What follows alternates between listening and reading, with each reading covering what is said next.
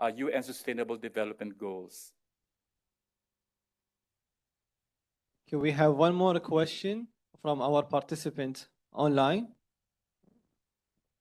السلام عليكم.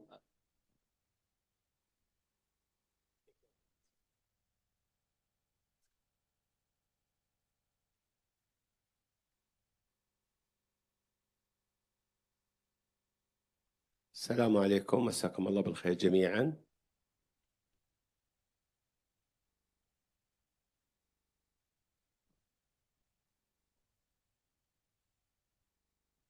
عندي سؤال من شقين.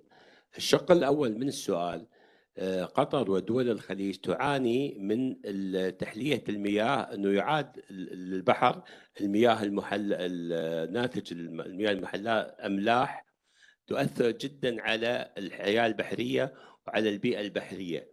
فهل حيكون في عندكم اقتراحات لمعالجة هذه المشكلة واستغلال هذه الأملاح واستغلال هذه المياه في شيء إيجابي؟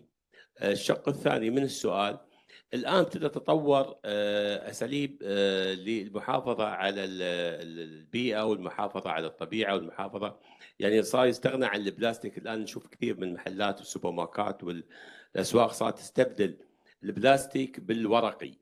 فهل يا حبذا هذا برضه يكون في برنامج فعال ويعني فعال وبقوة، يعني لبعض الأغذية السريعة تتحول إلى من الأشياء المفيدة، من الأشياء اللي هي مش يعني بالزيوت المهدرجة والأشياء هذه. يعني يكون في برنامج مثل على سبيل المثال مثلا المطاعم الشهيرة مثل ماكدونالد، كنتاكي، الوجبات السريعة كلها تتحول إلى الغذاء المفيد، الغذاء الطبيعي. فهل في خطة للشيء هذا وأنتم يعني تدرسون وتقومون ببرامج يعني الموضوع مثل هذا انه يتعمل بجدية؟ وشكرا. Yeah. No, I've heard the translation. Thank you very much. For the second comment question on the plastics problem, it is in fact one of the major issues that we would like to tackle, because even other regional consultations we've done so far, Peru, Malawi, Senegal, Manila, now have raised these issues as well. And there were some very interesting case studies that were actually contributed by some of the participants from the other countries, which we hope we can incorporate in the final report that can serve as a think piece for planners, government leaders, and citizens to do something about this problem of plastics. Regarding the problems on oceans, I think we also have a colleague in the group who's an expert on oceans and marine environment. And I think this is actually also being adequately tackled, because even across disciplines, we actually discuss these issues as a group. And we continually also get inputs from the different consultations, not to mention the other professional groups that have also sent their position papers and possible case studies, and also the different participants from the different regional consultations.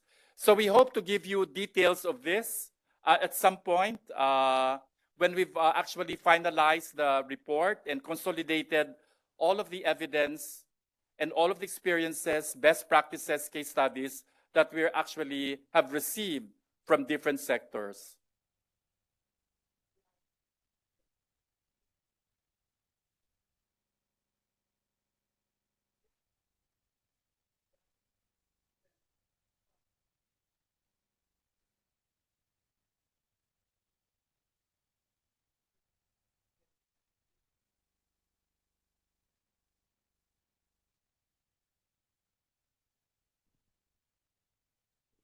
Gas Processing Center under the lead of Dr. Muftah Al-Nas, as part of the water issues. They are trying to convert the brine into useful material and return it back for the desalination process. And we are thinking deeply to establish a startup for this business. And at the same time, the Ministry of Environment and Climate Change approached him just yesterday, and they did a conference underneath the umbrella of Ministry of Environment and Climate Change, and they are working intensively on that. Also, in Environmental Center here at Qatar University, they provide a very useful material for the coral and for the marine stuff published in Science just last few months. Thank you very much. It's a great question. Yeah, thank you very much. Those are valuable inputs, I think, which we really have to look at, and very good practices that we can actually share with the other people, member states, when we come up with a report. So I think there are... Yeah, we have one more question from one of our participants online on WebEx. I don't know if he can hear us. Jawad?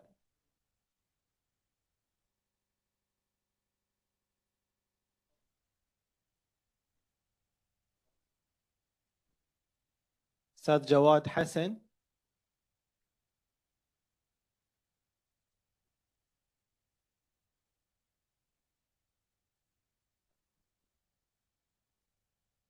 أو يمكن من الجلسات الأولى.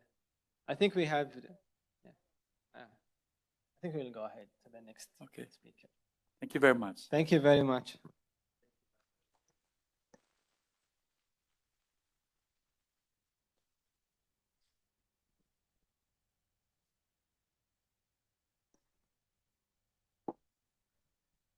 والآن مع الدكتور لوغان، وهو عميد مشارك للشؤون الأكاديمية في كلية السياسات العامة بجامعة حمد بن خليفة، وبمعهد بحوث السياسات والتنمية بجامعة هواسة.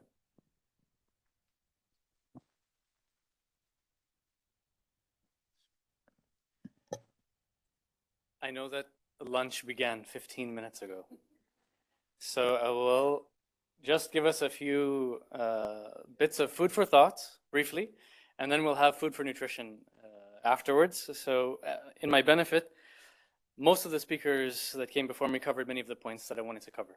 I think going into our working group, and part of the request from these concluding thoughts before we move into our working groups was to bring a few things together so we can bring these thoughts into your working group sessions. So one of them, which we just heard from Dr. Jamie, is going back to the design of the SDGs coming out of the lessons learned from the Millennium Development Goals, that we need to take an integrated approach and avoid siloing of challenges.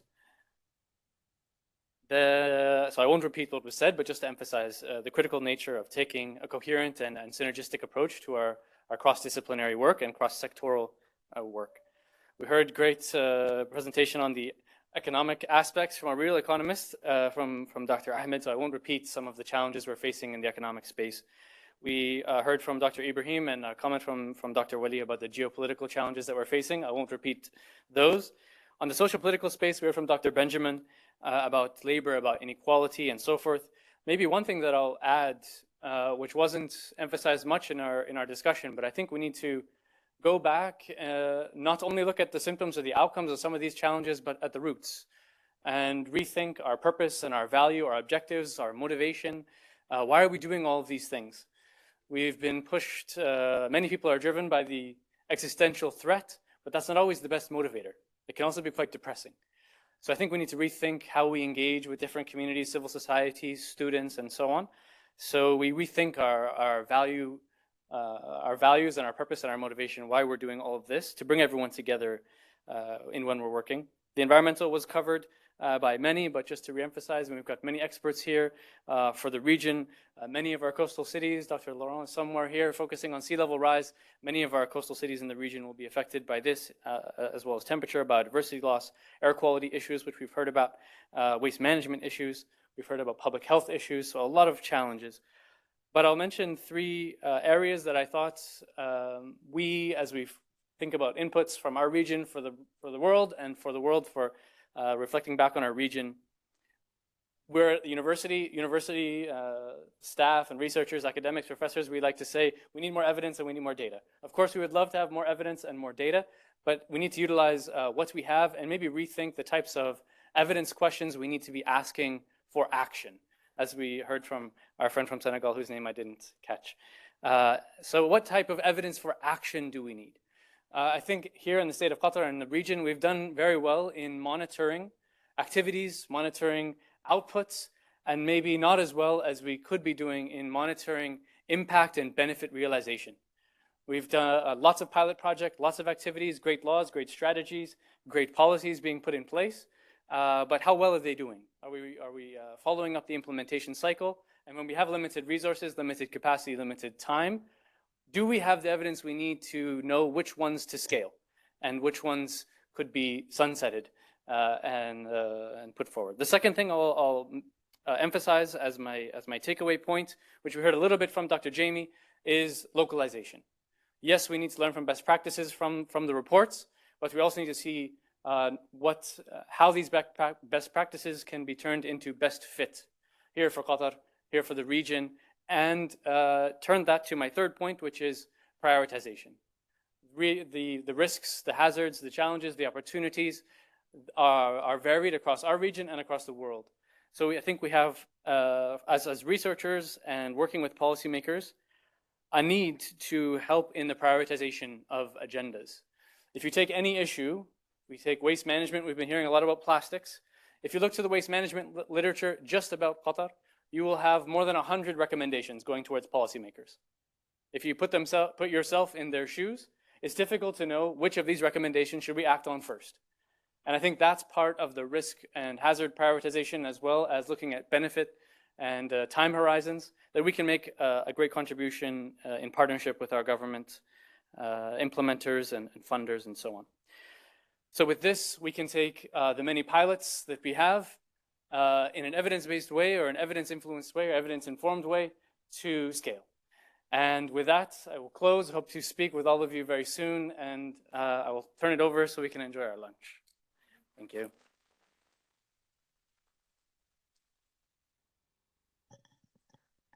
شكرا جزيلا على استماعكم وتفاعلكم في هذه الجلسات السابقة. حان الآن وقت استراحة الغداء، على أن نعود بعد الغداء في الساعة 2 بعد الظهر، وشكرا. Hello, I'm Stephanie Rambler from the UN. So nice to see you all. Thank you again for coming, and thank you for your attention this morning, and especially thank you for the next session, which is when we're going to ask you to really share your experiences, your expertise, regional perspectives, and the things that will really bring the Global Sustainable Development Report to life, which are the real world examples that you've experienced or you've studied and researched. And so we're just really looking forward to these sessions that will be coming up. A little more background. You've heard a lot about the GSDR already, but I wanted to talk about the framework that animated the 2019 GSDR and that will be continued in this edition in 2023. The GSDR talks about entry points, which are sort of 6 systems that describe how we live, work, consume, produce, and how we interact with nature. And those entry points are strengthening human well-being, energy decarbonization and access, sustainable and just economies, urban and peri-urban development, sustainable food systems and nutrition, and the global environmental commons. And I know as some of you were registering, you were asked to choose one of these entry points. Specifically in this meeting, we'll be looking at well-being, human well-being and capacity, energy decarbonization and access, and the environmental global commons. And the environmental global commons is sort of a slightly abstract sounding term, but it's really the way that the report is looking at environmental issues generally, and climate change, oceans, biodiversity, waste and pollution issues. So it's really, I think the global commons concept is maybe a little bit abstract, but it really is, I think, touching on a lot of your expertise. The report